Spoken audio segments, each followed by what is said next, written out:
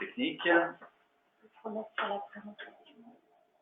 Ce que je souhaite absolument évoquer en préambule, c'est le travail que nous devons faire collectivement, c'est-à-dire vous, chefs d'entreprise, et nous-mêmes qui pouvons vous accompagner sur ce registre-là, ainsi que tous les interlocuteurs de votre entreprise, et notamment les experts comptables d'Axence, c'est d'identifier dans vos trésoreries actuelles d'entreprise quelle est la part sur différentes thématiques. Comme tout type de placement financier qui va pouvoir être mis en place sur votre entreprise, ces placements financiers devront répondre à 3 critères essentiels.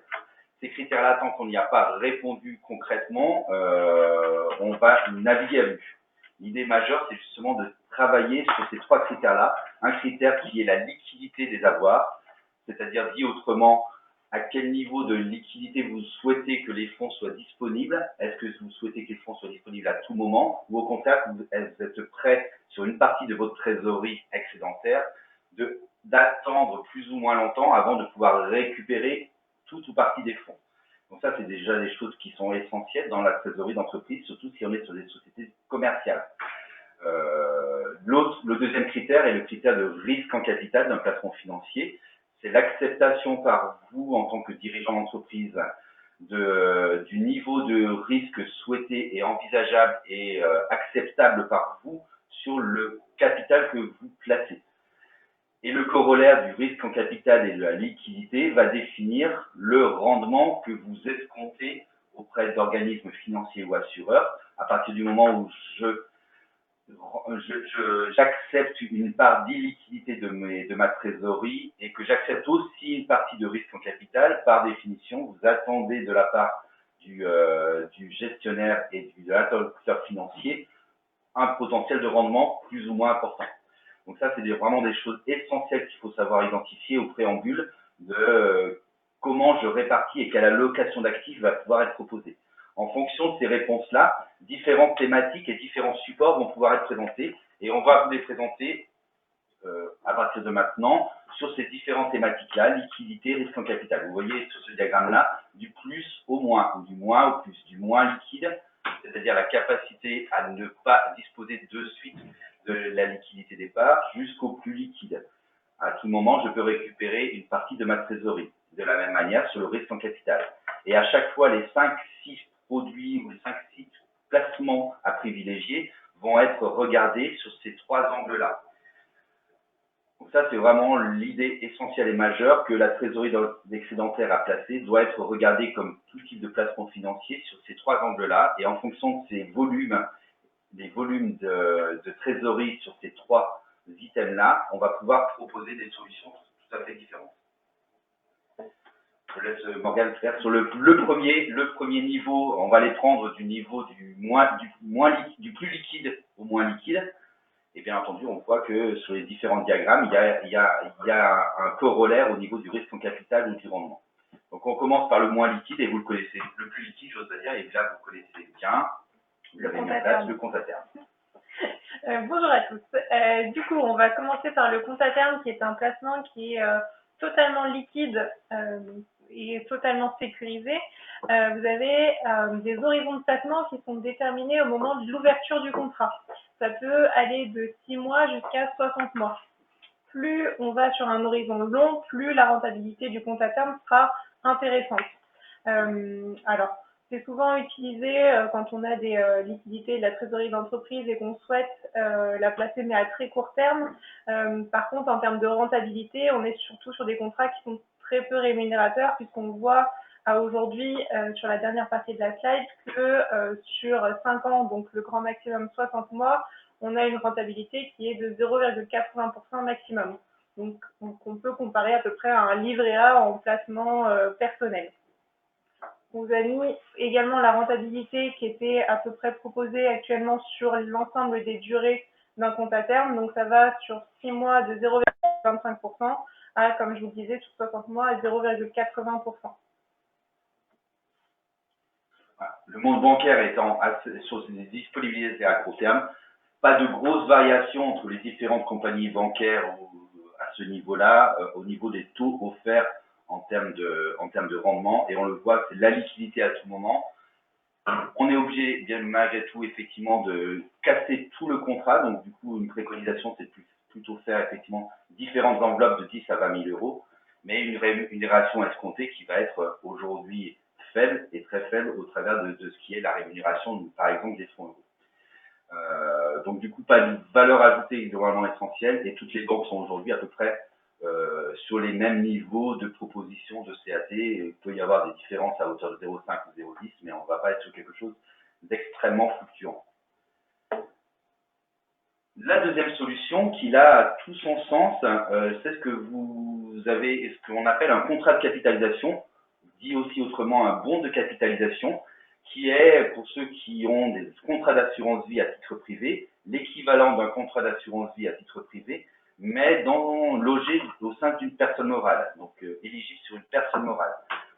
À la différence d'un contrat d'assurance vie qui bénéficie d'une clause bénéficiaire, à partir du moment où c'est un contrat de capitalisation, il n'y a pas de clause bénéficiaire, la société n'a pas vocation à mourir et à décéder.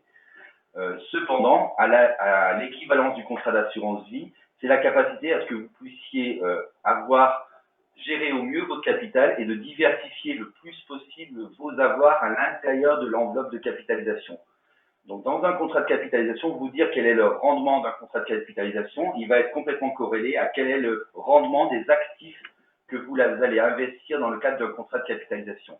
Cette diversification du contrat de capitalisation a tout son sens pour justement escompter un rendement à terme, à très court terme, à moyen terme et à long terme, beaucoup plus intéressant qu'au travers d'autres enveloppes qui seraient beaucoup moins diversifiées. Donc, c'est vraiment vous constituer un patrimoine et un capital et diversifié au mieux. Nous, notre conseil, et là on est déjà sur l'aspect du conseil en gestion de patrimoine, c'est quel est le choix du bon contrat de capitalisation et quelle est l'allocation d'actifs que vous souhaitez avoir à l'intérieur avec la capacité à avoir un univers d'investissement très très large. L'autre avantage majeur d'un contrat de capitalisation, c'est la disposition de liquidité. C'est pour ça que c'est le deuxième après le contrat à terme, dans le sens où à tout moment de la vie de l'entreprise, si l'entreprise souhaite faire des rachats sur le contrat de capitalisation, vous pouvez le faire à tout moment. Un contrat de capitalisation de 200 000 euros, si vous voulez récupérer 20 000 euros, vous pouvez le faire à tout moment, il restera 180 000 euros à capitaliser. Donc du coup, disponibilité à tout moment, on est dans le critère le plus liquide, ou pratiquement le plus liquide. On a un délai malgré tout de 3 semaines pour disposer des liquidités, mais très liquide et avec un univers d'investissement très très large qui vous permet d'escompter un rendement plus intéressant, quoi qu'il en soit, qu'un contrat de terme. Je laisse Morgane sur la partie fiscale de traitement d'un contrat de capi. Alors, il y a deux fiscalités sur les contrats de capitalisation. Il y a une fiscalité qui est annuelle, qui est afférente au taux moyen des emprunts d'État. Le taux moyen des emprunts d'État, il est calculé mensuellement et on peut voir qu'aujourd'hui, ce taux de moyen d'emprunt d'État, il est négatif. Il est à moins 0,10 sur le mois de février 2021. En fait, au moment où vous souscrivez un contrat de capitalisation, c'est cette date-là qui va être prise en compte pour le taux moyen d'emprunt d'État. Donc là, par exemple, si on souscrit à aujourd'hui au mois de mars, on va regarder le TME du mois de février 2021. Ce TME, il est à moins 0,10%. En fait, si ce TME il avait été positif, chaque année, sur votre bilan, vous auriez eu des intérêts générés par le contrat qui auraient été fiscalisés à ce TME, puis en fait, chaque année, on aurait pris ce même taux moyen d'emprunt d'État pour calculer la fiscalité annuelle. Et du coup, chaque année, ça serait rentré dans votre bilan. Et il y a une deuxième fiscalité, c'est au moment du rachat du contrat qu'on peut faire à tout moment, comme le disait Christophe, où là, on va avoir l'ensemble de l'assiette imposable de votre contrat, et cette assiette-là va être imposée au taux de l'impôt sur les sociétés. Donc actuellement, on est à 26,5%. Donc du coup, on aurait une fiscalité au moment du rachat à 26,5%, mais on aurait repris la fiscalité annuelle que vous auriez eue sur le TME. Là, à aujourd'hui, votre TME, il est négatif. Donc, la fiscalité annuelle que vous auriez dû avoir, vous ne l'avez pas. Donc, c'est aussi intéressant à aujourd'hui d'ouvrir un contrat de capitalisation parce que notre TME, il est négatif, donc on n'a pas de fiscalité annuelle sur le contrat. On aura juste une fiscalité in fine au moment du rachat partiel ou du rachat total. Mais vu que le TME, il est défini au moment de la souscription du contrat. Vu qu'aujourd'hui il est négatif, c'est intéressant de souscrire un contrat de capitalisation aujourd'hui plutôt que d'attendre que le TME soit positif et qu'on ait une fiscalité un peu plus régulière que juste au moment du rachat. D'où l'intérêt, effectivement, opportuniste d'ouvrir des contrats de capitalisation aujourd'hui versus ceux ouverts il y a ça quelques années et ceux qui seront peut-être ouverts plus tard par rapport à la fiscalité pendant la durée de vie du contrat. Quelles sont les typologies de contrats qui peuvent être mises à vos dispositions, et notamment par l'Institut du patrimoine? L'idée majeure, et vous l'avez compris, sur un contrat de capitalisation, c'est la diversification. La diversification, du coup, on revient sur le deuxième item et le troisième item, qui est quelle est la part de risque en capital que j'accepte de prendre sur une partie de mes avoirs dans le contrat de capitalisation, quel est le rendement que je souhaite avoir à court terme et à moyen terme. Est-ce que je souhaite avoir du 1,5-2%? Est-ce que je souhaite avoir, au contraire, sur une partie de mes avoirs, quelque chose qui va tourner autour de 5-6%? Et ça, vous pouvez le faire à l'intérieur d'un contrat de capitalisation en diversifiant en fait ce qu'on appelle des unités de compte du contrat de capitalisation, tout comme vous diversifiez dans vos contrats d'assurance vie. On vous propose ici 3 types de contrats pour des personnes morales à l'impôt sur les sociétés, un contrat également pour les personnes morales à l'IR. J'entends par exemple les SCI, les sociétés civiles immobilières qui sont à l'impôt sur le revenu et pour lequel il y a de la trésorerie qui reste en liquidité pour justement subvenir à des travaux ultérieurs et que pour le coup on souhaite absolument pouvoir conserver dans le cadre de la SCI plutôt que de faire appel aux associés en cas de travaux. Donc là, du coup, c'est ce qu'on appelle un contrat de capitalisation qui peut être ouvert sur ces structures-là.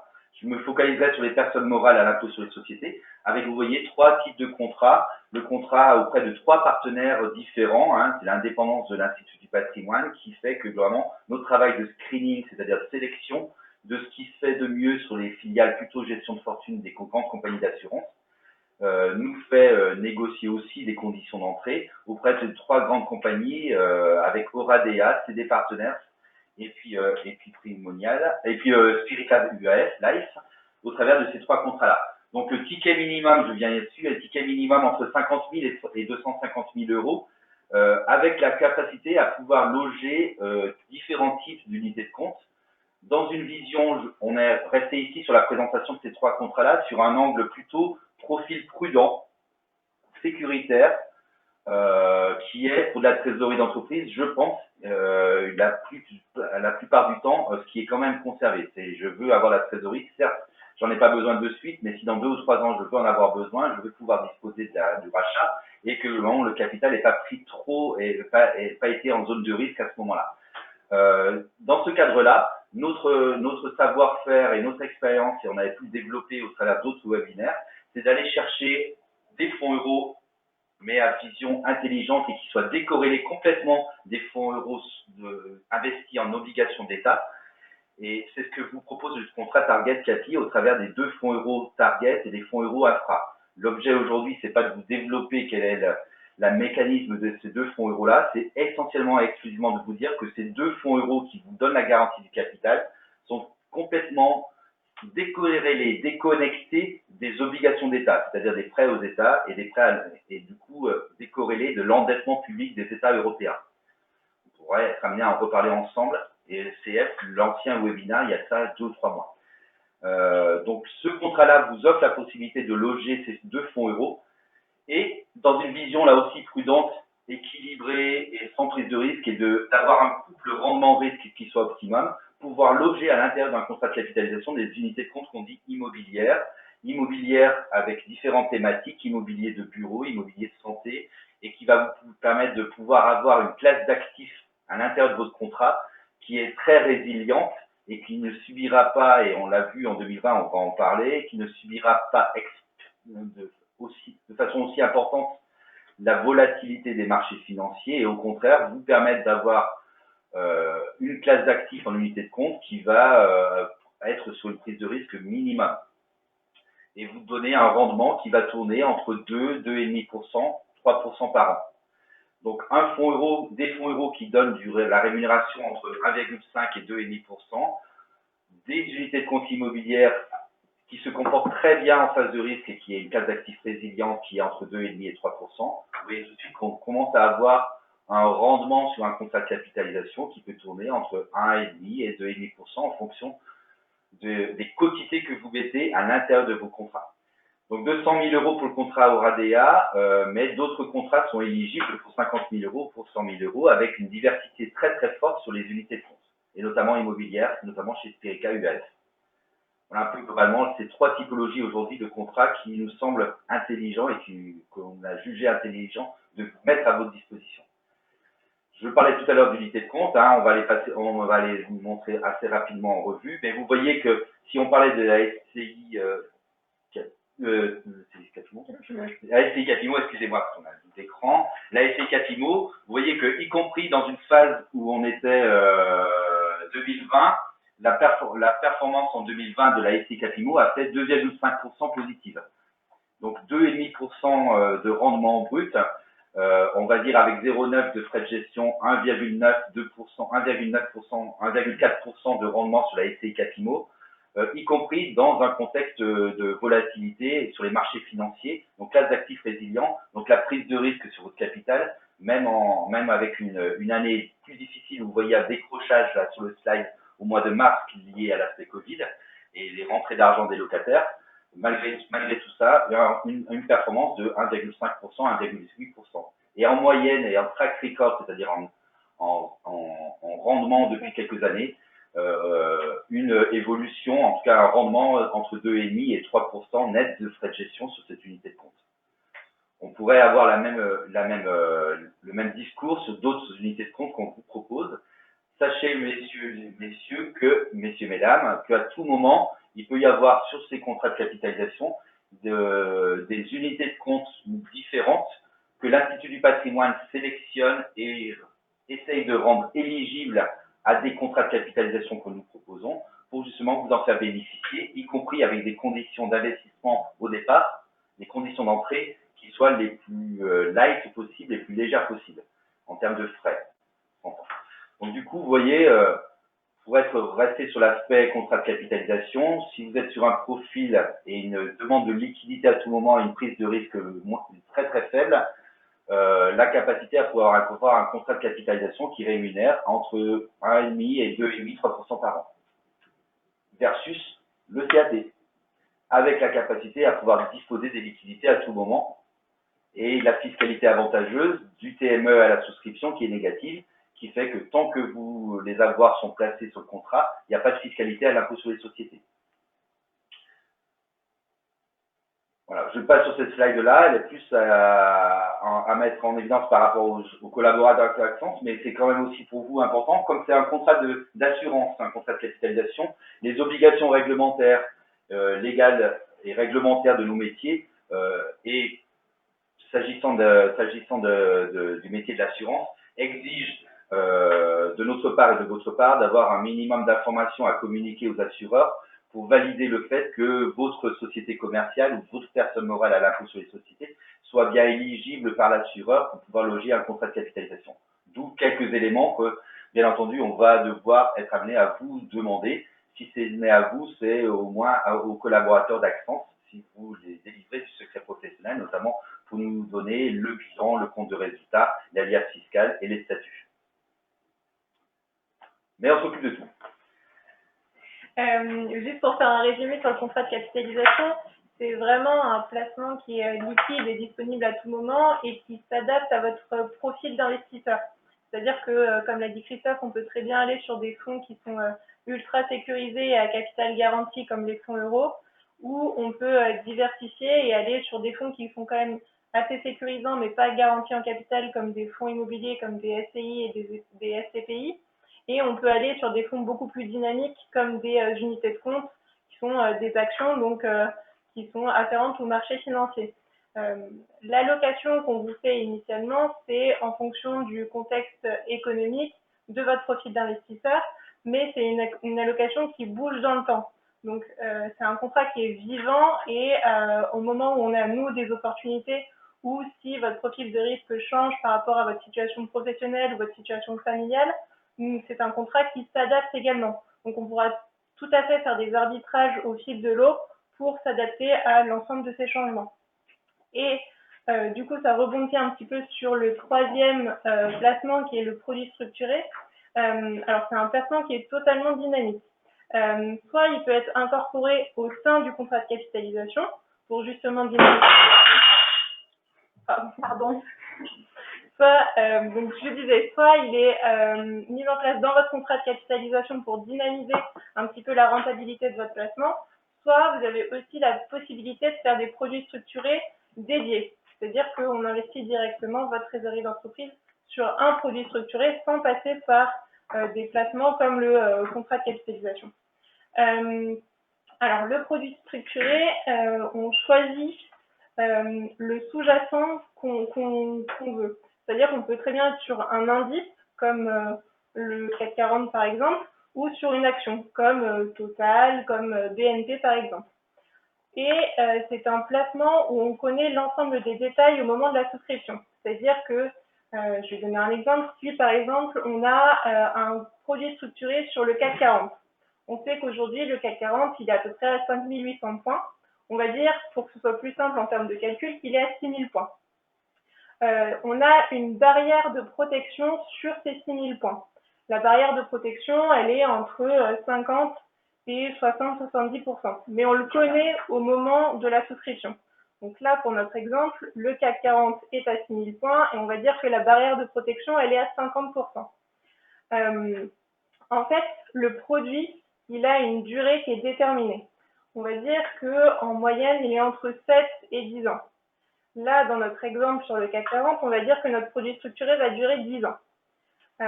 On a une date d'anniversaire. On va dire qu'aujourd'hui, c'est notre date d'anniversaire et que le CAC 40 est à 6000 points. Chaque année, donc au mois de mars 2022, on va regarder si on est en dessous ou au-dessus de cette date d'anniversaire et c'est 6000 points au CAC 40. Donc on va dire qu'en mars 2022, je vais regarder si le CAC 40 est au-dessus de ces 6000 points ou en dessous de ces 6000 points. Si mon CAC 40 est au-dessus des 6000 points en mars 2022, mon produit structuré s'arrête. C'est-à-dire que je récupère les fonds au sein de la trésorerie entreprise et j'ai gagné un coupon, c'est-à-dire la rentabilité du produit structuré, qui est aussi déterminé au moment de la souscription. On va dire qu'en moyenne, on est aux alentours de 7% brut de rentabilité. Donc là, si en mars 2022, mon CAC 40 est à 7000 points, alors que moi, j'avais souscrit au produit structuré à 6000 points, je vais récupérer mon capital et je vais récupérer mon coupon de 7% au sein de ma trésorerie d'entreprise. Donc mon produit structuré est bouclé. Si par contre, en mars 2022, mon CAC 40, il n'est pas au-dessus de mes 6000 points, on va dire qu'il est à 5000 points. Donc là, mon produit structuré est obligé de continuer dans le temps. Parce que du coup, je ne suis pas au-dessus de mon seuil de déclenchement de 6000 points. Donc du coup, je vais attendre l'année d'après, donc en mars 2023. Et en fait, etc. Jusqu'au moment où je franchis mon montant de 6000 points, mon produit structuré s'arrête. Si en mars 2023, mon produit structuré est à 7000 points, en fait, je vais récupérer mon capital plus 2 fois mon coupon de 7%. Si, par exemple, le CAC 40 ne passe jamais au-delà des 6000 points que moi j'avais déterminés au moment de la souscription, donc au bout des 10 ans du contrat, il va y avoir 3 possibilités. Soit on est au-dessus des 6000 points, et là je récupère mon capital plus 10 fois mon coupon de 7%. Donc je récupère mon capital plus 70% de rentabilité. Si par contre je suis entre mes 6000 points et ma barrière de protection de 50%, c'est-à-dire que si le CAC 40 est entre 6000 et 3000 points, là je vais aussi récupérer mon capital plus 10 fois mon coupon de 7%. Par contre, si mon CAC 40 est en dessous de ma barrière de protection de 50%, donc il est en dessous des 3000 points, là j'ai un risque de perte en capital. Et là, le risque de perte en capital, c'est en fonction du montant du CAC 40 au bout de 10 ans. Donc si je suis pile poil en dessous des 3000 points, je vais perdre à peu près 50% de mon capital. Je ne sais pas si j'étais très claire, mais on pourra vous refaire des exemples. Voilà, c'est globalement pouvoir escompter un rendement important tout en se mettant une barrière de protection sur le capital. Donc, comment aller profiter des marchés financiers, des rendements sur les marchés financiers, avec une barrière de protection forte, je n'ai pas dit sans risque en capital, avec une barrière de protection forte. Barrière de protection forte, du coup, l'idée, c'est sur les produits structurés que nous construisons à l'Institut du patrimoine, dédiés, et que nous rendons éligibles à des contrats de capitalisation, et que nous pouvons mettre en compte titre. Cette construction de produits structurés, en fait, elle va se faire avec vous si c'est un contrat, si c'est un sur compte dédié. Elle va se faire par l'Institut du patrimoine et développer et proposer à vous, clients, dans votre contrat de capitalisation. Cette proposition, elle ne se fera, vous l'avez compris, au travers du mode de fonctionnement que vous avez illustré, Morgane, sur un exemple, lorsque les marchés se sont fait tabasser. Je vais exprimer les mots un peu trivialement, parce que pour le coup, nous, ce qu'on souhaite surtout, c'est que vous perdiez vraiment que vous ayez absolument le minimum de risque en capital. Donc, du coup, il est très intelligent de faire des produits structurés lorsque les marchés se sont fait un peu tabasser, bref, ont baissé fortement, et notamment sur des titres aussi qui ont été massacrés sur les marchés financiers. D'où le fait que c'est des choses qui sont assez opportunistes, que pendant toute l'année 2020 a été l'occasion pour nous d'en construire énormément suite à la crise financière liée à la crise sanitaire, qu'il y a eu du coup une opportunité de rentrer sur cette typologie-là de produits. On peut rentrer sur les marchés au travers des unités de contraction, mais on peut aussi rentrer sur des produits structurés qui permettent de rentrer sur la performance de 7,5% par exemple en moyenne, et non pas 15, 7,5%, mais le rendement est connu, mais en vous offrant une barrière de protection. Voilà quel est le sens. Donc, accès pour une partie de vos liquidités que vous souhaitez être dynamique, avec une part d'illiquidité, vous l'avez compris, à moyen terme, parce que ça peut durer 10 ans, mais l'accès sur justement un rendement connu à l'avance et une barrière de protection forte, notamment dans un contexte de marchés qui ont été massacrés, c'est quelque chose qui a complètement du sens et qui a du sens. Vous dire aujourd'hui ça, c'est vous dire aussi que dans l'année 2021, on attend aussi aujourd'hui sur certains titres ou certaines valeurs, quels vont être les points d'entrée intéressants. Est-ce qu'ils sont aujourd'hui, je vous dirais franchement, aujourd'hui on n'en a pas, parce qu'on estime que les marchés sont remontés assez fortement suite au vaccin, suite à l'annonce des vaccins, finalement la vaccination, et que les annonces des performances économiques des acteurs économiques en bourse va nous permettre d'y voir un peu clair sur est-ce que la reprise elle est rapide, elle va être en V, elle va être très très longue sur plusieurs années, et comment vont se comporter les marchés. Là aussi, l'aspect de l'inflation joue beaucoup. Donc du coup, aujourd'hui, pas le contexte le plus favorable. Par contre, dès qu'un contexte favorable, qu'on trouvera être favorable dans nos convictions macroéconomiques, qu'on essaiera de vous faire partager, que vous partagerez peut-être avec nous, alors pour le coup, allez chercher une part de risque avec une mesure du capital et forte, s'agissant dans un contrat de capitalisation. D'où je reviens sur le contrat de capitalisation, la capacité à diversifier votre patrimoine sur la trésorerie d'entreprise. Vous pouvez mettre à la fois du fonds euro, de la partie immobilière, de la partie produits structurés, de la partie actions.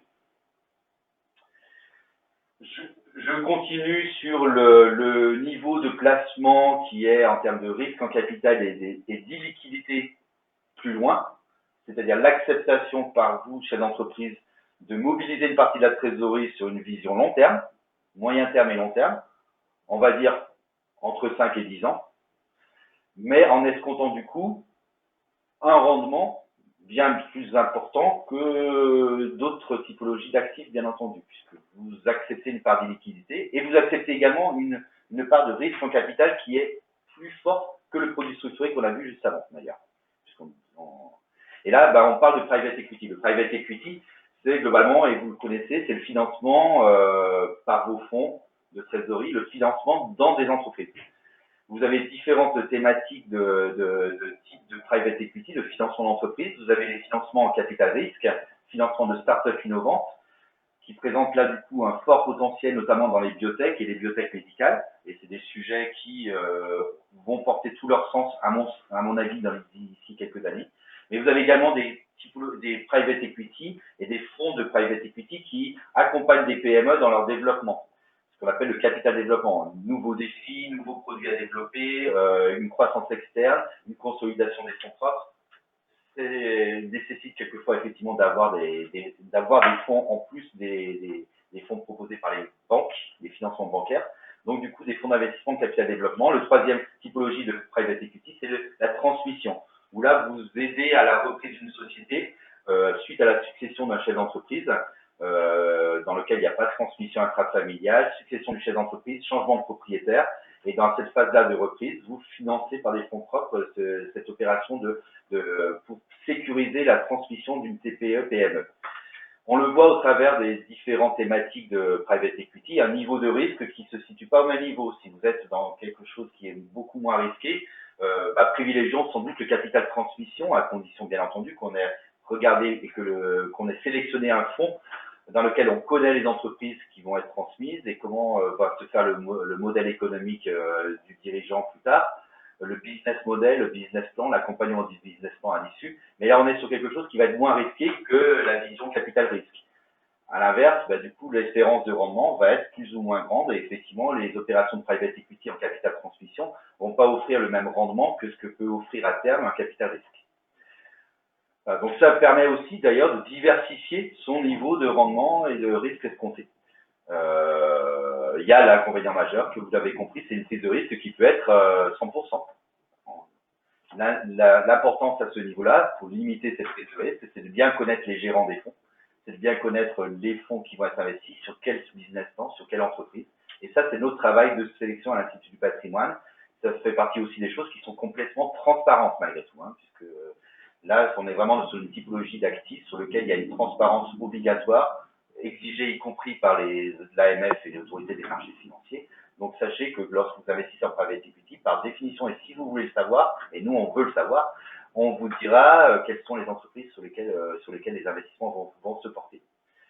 Voilà, je pourrais évoquer certains fonds qui nous semblent importants, mais là aussi, à tout moment, il peut y avoir des choses différentes. Et Dieu sait, aujourd'hui, avec l'aspect du Covid et les crises sanitaires, qu'il faut regarder quand même malgré tout avec acuité cet actif-là, et que là aussi, on vous donne quelques exemples, mais qu'à tout moment, les propositions peuvent être complètement différentes et être opportunistes sur d'autres secteurs d'activité.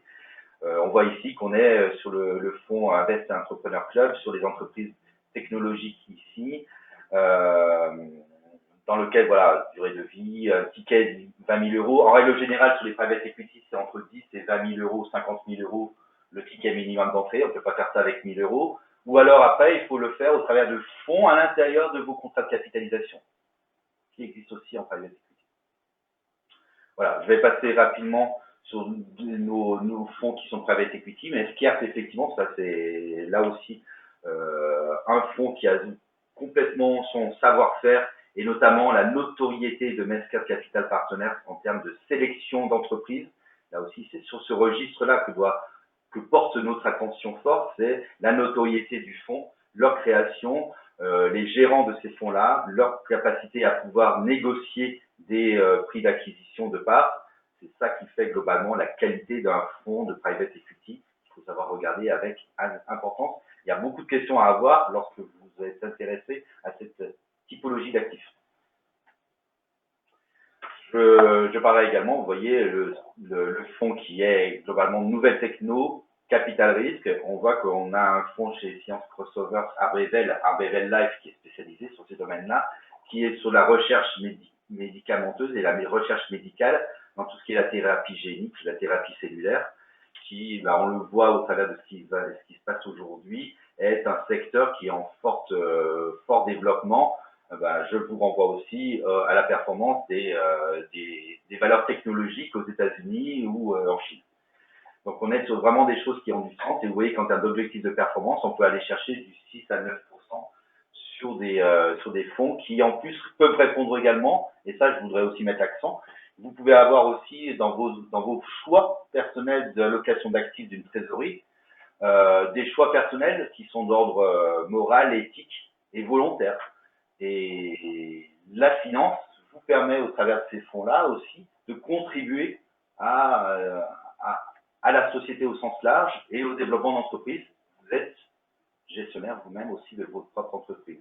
Et ça peut répondre, bien entendu, à cette partie-là. Et comme vous le savez très bien, quand on investit dans une entreprise, il y a une part de risque à accepter. Mais un rendement potentiel à avoir, surtout sur des thématiques qui ont du sens pour demain. On peut le faire également sur du private equity immobilier. C'est à la fois, donc là on était sur des entreprises, vous pouvez également être dans des opérations de promotion immobilière au travers de fonds de private equity, sur des opérations là pour le coup de 2 à 3 ans. Donc l'horizon de placement il est beaucoup plus court que sur d'autres fonds de private equity. Mais globalement, vous pouvez contribuer à être à accompagner des travaux à exécuter dans de l'immobilier. Et nous, notre logique là-dessus, c'est de vous envoyer, ou en tout cas de vous préconiser plutôt de l'immobilier corps plus, c'est-à-dire de très haute qualité, plutôt parisien, quartier centre des affaires parisien, et non pas sur d'autres thématiques. Donc, vous voyez ici, on est sur là aussi Medcap, qui est vraiment un des acteurs majeurs en termes de fonds d'investissement de private equity immobilier et qui ont une qualité de sourcing d'immobilier très très forte et avec une capacité de négociation aussi auprès des propriétaires très alléchante et très attractive et qui permet du coup de connaître finalement là aussi un rendement escompté assez facilement au travers là aussi de l'effet de levier de l'emprunt qui va être utilisé dans ces fonds-là et donc vous permet de connaître pratiquement aujourd'hui un rendement sans prendre un risque sur le capital à partir du moment où l'immobilier qui a été sourcé et la demande en face, elle est présente. Donc là, c'est la capacité à finalement contribuer à de la promotion immobilière sur le quartier centre des affaires parisien.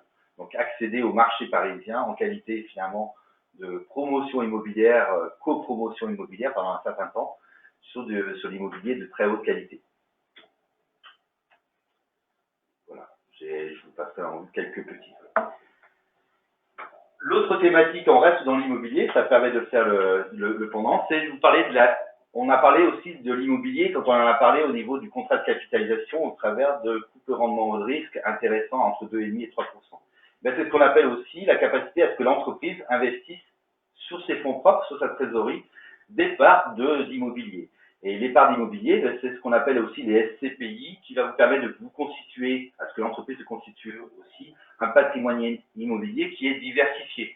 La diversification du patrimoine immobilier au travers de la SCPI qui se joue en millions, milliards d'euros, donc sur différentes thématiques et sur différents, bien entendu, bâtiments et sur différents secteurs, vous permet là aussi de diversifier, faire de l'immobilier en diversifiant le secteur géographique, en diversifiant les secteurs économiques, a complètement du sens. Vous pouvez, et la SCPI peut s'acheter aussi avec le levier de l'emprunt.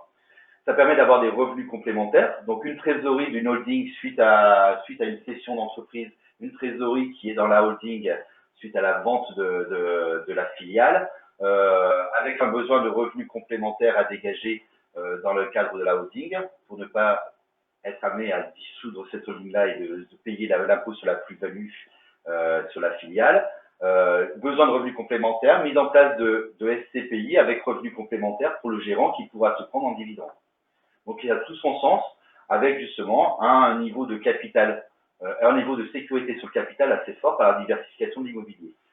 Les revenus complémentaires, bien entendu, qui vont être générés dans le cadre de la société commerciale, vont être fiscalisés à l'impôt sur les sociétés. On va le voir tout à l'heure qu'il y a une solution pour être encore plus performant que la simple acquisition en direct de parts de SCPI. C'est justement l'autre partie qu'on voulait vous montrer, c'est ce qu'on appelle la SCPI en usufruit. J'ai fini le premier slide, le slide auparavant, en vous disant que la fiscalité des revenus qui vont être dégagés vont être de la fiscalité à l'impôt sur les sociétés. Une des façons de bénéficier de l'immobilier dans la diversification, mais d'avoir un risque en capital qui soit le plus faible possible, passe par ce qu'on appelle la SCPI en usufruit. L'usufruit, je ne sais pas si vous connaissez, c'est la capacité à pouvoir toucher de façon temporaire sur une durée de 5, 10, 15 ou 20 ans exclusivement les loyers. Vous ne prenez aucun risque sur la valeur des parts de la SCPI. Que l'immobilier gagne soit en valorisation positive ou négative à moyen terme ou à long terme, peu vous importe. La seule chose que vous souhaitez, c'est des revenus. Je ne veux encaisser que les loyers. Dans une SCPI, ce sont des baux commerciaux d'une durée de 9 ans. Donc une certaine sécurité sur le rendement locatif. Ce que vous investissez, ce que la société commerciale va investir, c'est le droit à toucher des revenus, donc une absence de perte en capital, mais globalement, je veux encaisser des loyers. Et ces loyers-là, lorsque vous allez les fiscaliser avec votre expert comptable Axence, Axence va vous dire, ces loyers-là, ce droit d'usufruit que vous avez acheté sur une durée de 5, 7 ou 10 ans ou 15 ans, est amortissable sur la durée temporaire, c'est la durée d'investissement. Donc du coup, lorsque vous allez pouvoir toucher les loyers, en fait, ces loyers-là vont être défalqués d'un amortissement comptable qui va réduire fortement la base imposable, versus taxation à 100% lorsque vous achetez la SCPI en direct. Donc c'est ce schéma-là qui est ce qu'on appelle le démembrement croisé ou le démembrement de propriété, que vous connaissez à titre personnel potentiellement, notamment lors de donation ou de décès, qui est les parts de SCPI. Il va y avoir deux propriétaires, deux acquéreurs plutôt, un propriétaire qui va être le nu propriétaire et un acquéreur qui va être l'usufruitier, et la valeur de la part va être partagée à l'euro près, va être partagée entre ces deux acquéreurs-là. La personne morale va investir, la société commerciale va donc investir, vous ne vous souhaitez pas prendre de risque sur la trésorerie de votre entreprise, vous investissez exclusivement le droit à toucher des loyers. Vous ne voulez pas prendre le risque sur la valorisation du capital, ni à la hausse ni à la baisse. Je veux toucher les loyers. Donc la personne morale acquiert l'usufruit des parts pendant une durée déterminée, 5, 10, 15, 20. En contrepartie, quelqu'un d'autre, et potentiellement vous-même, en tant que personne physique, et non pas dirigeant de la personne morale, vous pouvez investir la nue propriété. Et on va se partager le prix entre les deux. Le nu propriétaire, lui, va acquérir du coup les parts à un prix décoté par rapport à la pleine propriété. La contrepartie de cette décote, qu'on va voir tout à l'heure avec Morgane, va être le fait que je ne vais pas toucher à titre privé de revenus pendant les 5 ans, 10 ans ou 15 ans. Cependant, à l'issue des 5 ans, 10 ans ou 15 ans, il va y avoir ce qu'on appelle la réunification de l'usufruit vers la nue propriété de façon automatique. Et donc, du coup, ces personnes physiques-là vont, à ce moment-là, au bout de 5, 10 ou 15 ans, toucher des loyers et avoir des revenus complémentaires. Ça s'adresse beaucoup à des gens qui sont fortement fiscalisés pendant leur activité professionnelle, qui ne souhaitent pas avoir de revenus complémentaires aujourd'hui parce qu'ils subiraient l'impôt sur les revenus fonciers, mais qui souhaitent avoir des revenus complémentaires à moyen terme et long terme, s'entend la retraite. Donc la personne physique, qui peut être vous-même en tant que dirigeant d'entreprise, peut avoir cet objectif-là, et la personne morale, vous en tant que dirigeant de la personne morale, peut avoir l'objectif de rentabiliser au mieux sa trésorerie excédentaire. Et on va le voir globalement. Et grâce à une fiscalité aussi assez appréciable, vous allez avoir un taux de rendement qui va être très intéressant sans prendre de risque sur le capital, c'est-à-dire sur la valeur de la part. On vous a mis une petite sélection des SCPI qui étaient préconisées pour de l'investissement soit en pleine propriété, soit en usufruit, soit en nue propriété. Alors, en termes de critères de sélection des SCPI, on va regarder plusieurs choses. Le premier critère, c'est l'historique. On va regarder ce qui s'est passé avant en termes de rentabilité, comment sont composées les SCPI et si elles ont eu des fluctuations dans le temps par rapport aux crises, par exemple. Donc vraiment, l'historique et l'ancienneté de la SCPI comptent en termes de critères de sélection. Le deuxième critère qu'on va regarder, c'est l'univers d'investissement.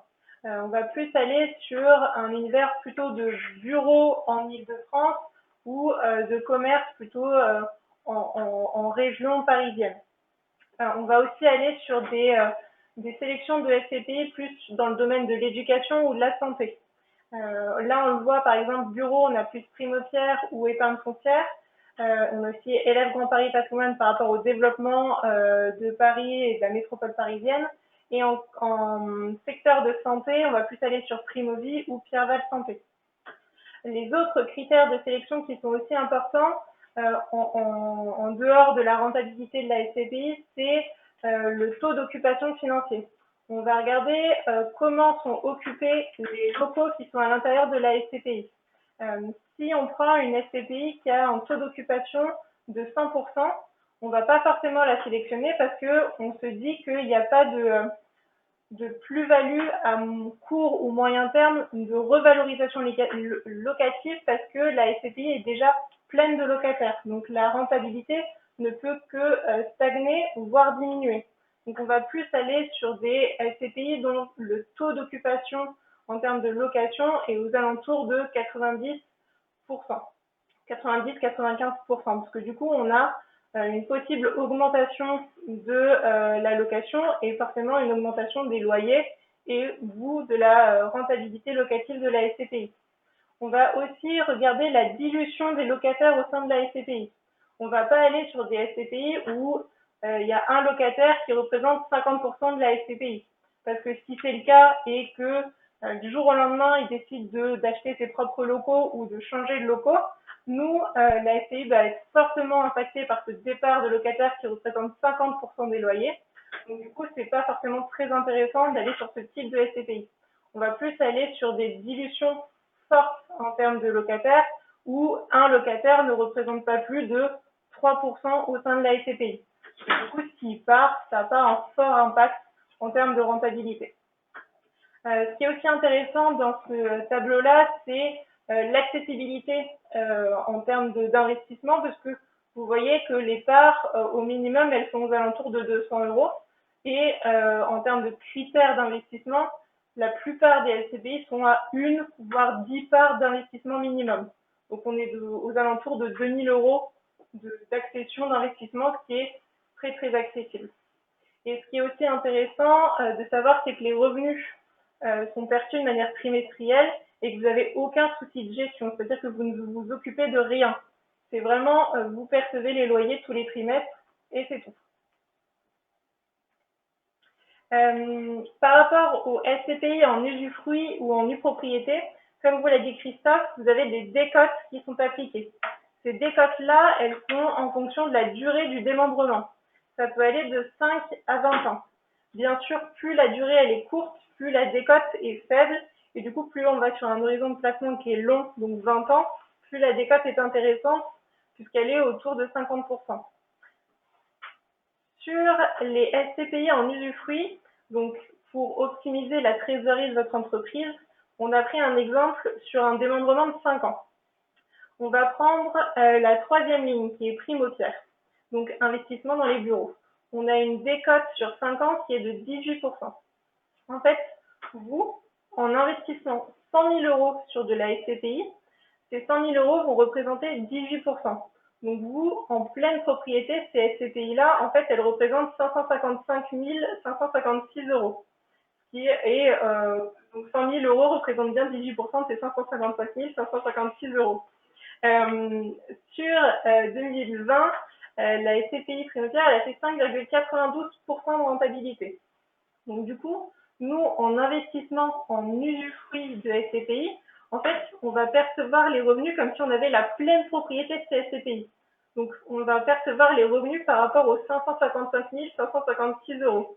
Donc, du coup, de ce montant-là, on met la rentabilité de 5,92%. Et donc, du coup, chaque année et pendant 5 ans, je vais recevoir 32 889 € de loyer. Ce qui est intéressant par rapport à l'usufruit de SCPI, c'est qu'on va pouvoir amortir notre investissement de 100 000 €. Vu que c'est sur une durée de 5 ans, on va pouvoir amortir ces 100 000 € sur 5 ans. Donc du coup, ça nous fait 20 000 € d'amortissement par an. Et donc du coup, au lieu d'avoir une base imposable à l'IS de 32 889 €, on va avoir une base imposable de ces 32 000 € là, moins l'amortissement de 20 000 €. Donc on va du coup avoir une base imposable de 12 889 €. Et donc, du coup, on a pris un taux d'IS de 2020, mais là, il est moins important sur 2021 puisqu'il est à 26,5. Mais bon, à 28%, on a un taux d'IS, un montant d'IS de 3 609 €. Donc, du coup, on a des revenus nets de fiscalité de 9 280 € par rapport à un investissement de 100 000 €. Donc, du coup, notre taux de rentabilité est de 9% de plus.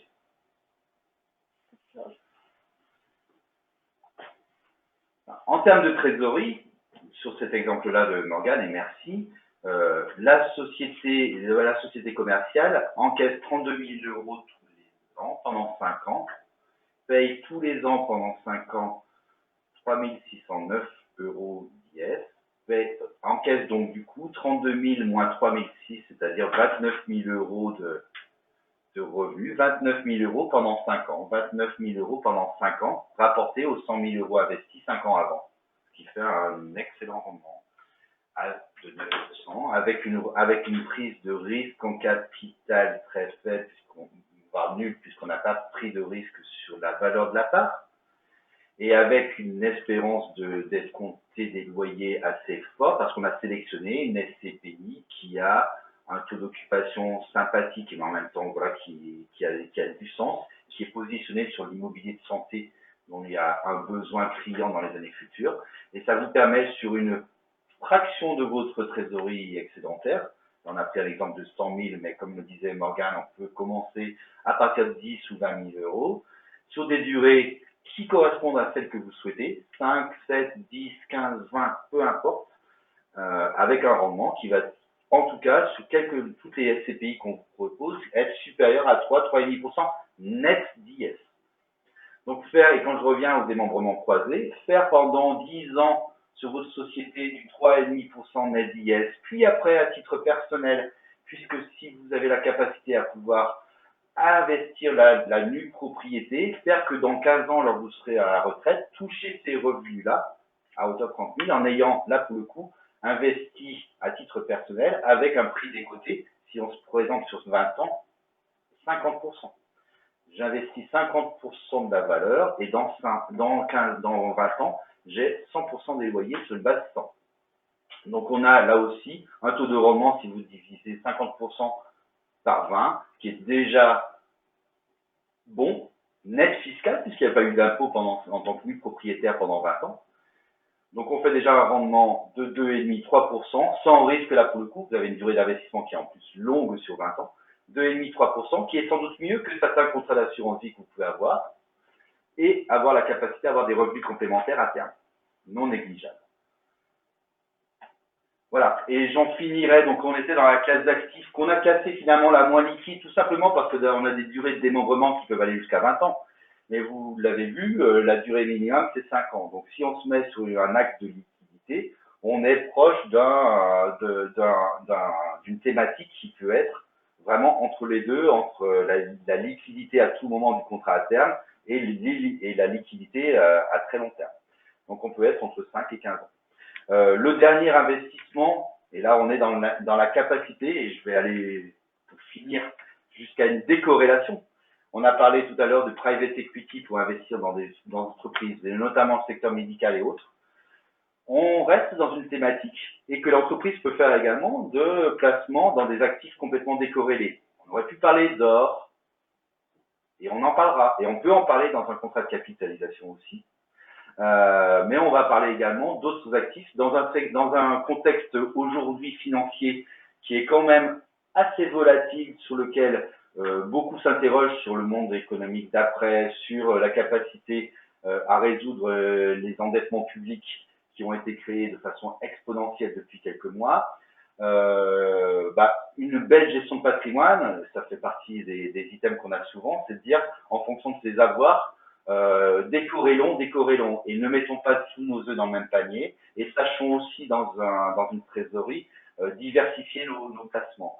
Et le placement en art peut avoir tout son sens, et a tout son sens dans une volonté sur un certain niveau de patrimoine à décorréler et à avoir aussi un investissement qui, je parlais tout à l'heure de morale, d'éthique, là on va être sur l'aspect passion ludique, découverte de nouveaux secteurs d'activité, de découverte d'un nouveau monde. Et la découverte d'un nouveau monde, ça peut être aussi quelque chose qui peut aussi s'entendre dans la gestion de patrimoine quand je parle du patrimoine sur le plan humain. Le placement en art est un véritable actif, bien entendu, qui a du sens et qui se doit par contre, bien entendu aussi, d'être regardé avec professionnalisme. Et le conseil qu'on apporte à l'Institut du patrimoine, puisque nous avons une filiale qui est spécialisée en art moderne et contemporain, avec la présence d'Arnaud Dubois, que certains ont pu rencontrer au Musée d'Art moderne il y a 1 an et demi maintenant, qui vous conseille, et nous conseille à nous aussi, mais vous conseille à la fois dans l'acquisition d'œuvres d'art, d'artistes de l'art moderne et contemporain reconnus, réputés, pas le spéculateur sur un artiste qui serait l'artiste en devenir. On ne veut pas. L'idée, c'est de vous sécuriser sur votre patrimoine. Donc, sur un marché d'art moderne et contemporain, avec certains acteurs et certains artistes connus, réputés, vous permettre à la fois de l'acquérir, de pouvoir faire du conseil, de pouvoir acquérir ces œuvres-là, mais aussi les revendre avec une recherche de plus-value en tant qu'investisseur. Si vous êtes sur la partie diversification pour la passion, pour l'envie, pour le souhait de conserver, c'est aussi quelque chose qui peut répondre à un besoin. Mais là aussi, on se place sur l'angle plutôt optimisation de trésorerie d'entreprise. Donc, ça fait partie, lorsque c'est bien acheté, c'est comme tout actif. Et quand on fait de l'immobilier, on connaît ça. Là où on fait les meilleurs taux de rentabilité, c'est lorsqu'on achète bien. Et savoir acheter bien dans le monde de l'art moderne, il faut se faire accompagner de gens qui connaissent ce milieu-là, qui connaissent les acteurs de ce milieu-là, qui savent faire circuler les œuvres d'art pour qu'elles soient vendues à un instant T de façon intelligente et intéressante. Et c'est aussi l'occasion de parler et d'échanger dans le cadre d'investissement avec des gens passionnés. Et souvent, ça fait du bien de parler avec des gens passionnés. Voilà. Donc, on pourrait vous en parler et je pourrais vous en parler aussi, même si l'idée, c'est là aussi de faire rencontrer des spécialistes. On n'est jamais intelligent en étant tout seul et que la force de notre collectif en gestion de patrimoine, et lorsqu'on fait de la belle gestion de patrimoine, il faut savoir se faire entourer de gens qui ont des multi-compétences et multi-expertises. Et c'est le cas effectivement de notre spécialiste. Et ce sera un plaisir de vous le faire rencontrer au travers de webinaires, de vous le faire rencontrer au travers de rendez-vous physiques potentiels sur des démarches justement de diversification de votre patrimoine, qu'il soit placement patrimoine personnel ou patrimoine professionnel, et notamment dans la dimension artistique. Voilà. Je vous mets ici quelques exemples de performance, mais sachez que Arnaud, par exemple, Dubois dans ses placements en art, par exemple, a un track record, c'est-à-dire une performance historique depuis maintenant 10-12 ans, qui est sur une œuvre d'art. La liquidité, c'est entre 18 et 24 mois, c'est-à-dire une œuvre d'art achetée entre l'achat et la revente, c'est entre 18 et 24 mois, c'est la durée moyenne de ses track records, et l'espérance de faire des rendements qui sont entre 7-8% et 15%. Vous voyez ici sur la capacité à investir, le Pierre Soulages, qui, tout compris, honoraires de conseil compris, permet de réaliser une marge substantielle. Par exemple ici, c'est quelque chose qui a été réalisé en 2015, 77 000 € de marge sur une durée, vous voyez, de 3 ans, juin 2015-2018, sur un artiste d'une œuvre reconnue, et le client qui l'a fait, j'oserais dire qu'il a passé 3 ans aussi dans la passion du Pierre Soulages et dans la connaissance, et fait une marge de 77 000 € pour un prix d'acquisition de tout compris de 370 000 €, qui fait un beau rendement là-dessus. Donc, bien entendu, actifs décorrélés, actifs diversifiés, une partie de votre patrimoine, sachant que l'art moderne et contemporain commence, là, on parlait tout à l'heure de tickets d'entrée sur des contrats financiers, voilà, entre 50 60 000 € et 150 200 000 €, vous avez aujourd'hui 80% des achats-reventes, de la liquidité de cette classe d'actifs. Donc, je me mets peut-être. Il y a 80% des œuvres qui sont liquides qui se situent dans des montants d'investissement entre 50 000 et 300 000 €. Voilà, pour donner la pertinence ou pas par rapport à votre trésorerie à optimiser à titre personnel ou professionnel. Voilà, donc on a balayé, messieurs, dames, l'ensemble, à notre sens, des actifs qu'il est intelligent et intéressant de regarder avec intérêt et sur lequel nous sommes à votre disposition, à titre personnel pour le coup, d'analyser en fonction de votre situation ces éléments-là. Oui, merci Marie-Hélène. Si vous avez bien entendu des questions, on essaie d'y répondre pendant quelques minutes encore.